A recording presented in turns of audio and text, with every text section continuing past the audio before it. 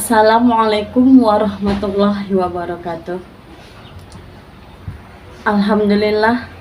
Alhamdulillahirabbil alamin.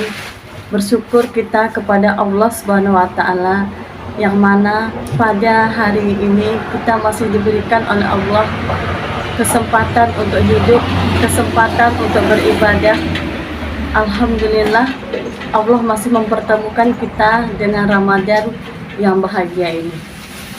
Salawat besertakan salam kita hadiahkan juga kepada Rasulullah SAW dengan mengucapkan Allahumma sholli ala Muhammad wa ala ali Muhammad. Marilah kita senantiasa menyempatkan waktu kita untuk senantiasa bersalawat kepada Rasulullah SAW supaya kita mendapatkan syafaatnya di yaumil akhir nanti. Amin ya rabbal alamin.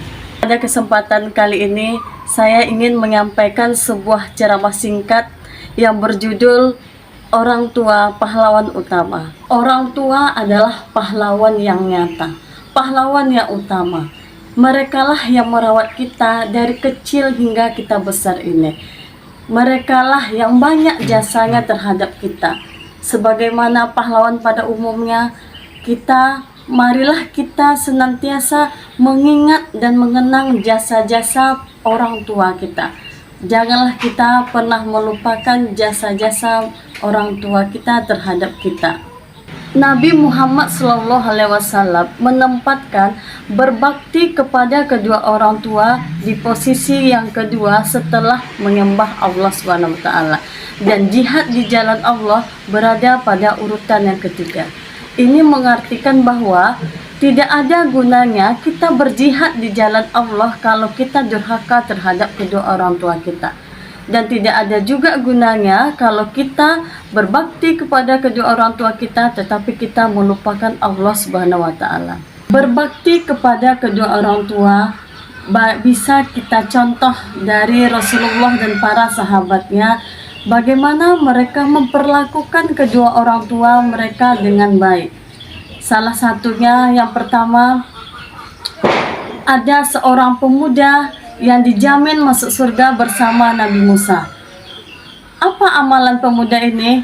Nabi Musa pun bertanya dan mencari tahu, yaitu amalannya hanya berbakti dan memperlakukan baik kedua orang tuanya. Yang kedua, mungkin semuanya sudah tahu bagaimana kisahnya Uwais Al-Qarni. Uwais ini doanya diijabah oleh Allah. Padahal dia hanya manusia biasa, tetapi doanya diijabah. Rahasianya juga yaitu dia sangat berbakti kepada kedua orang tuanya.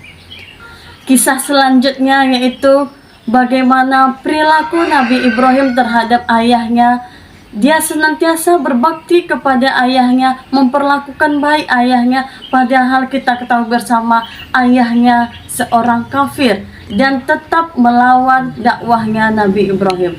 Tetapi itu semua tidak menjadikan halangan bagi Nabi Ibrahim untuk senantiasa berbakti kepada ayahandanya.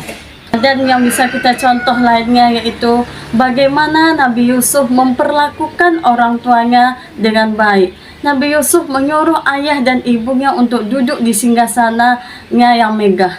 Karena Nabi Yusuf pernah mengatakan, kemuliaan atau gelar raja yang diperoleh ini tidak akan dia peroleh kalau tidak ada orang tuanya.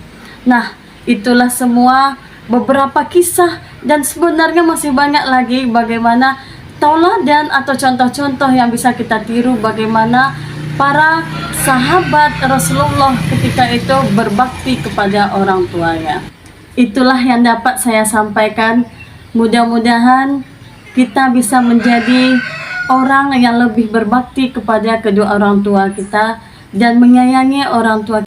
Lebih dan kurang saya mohon maaf. Wassalamualaikum warahmatullahi wabarakatuh.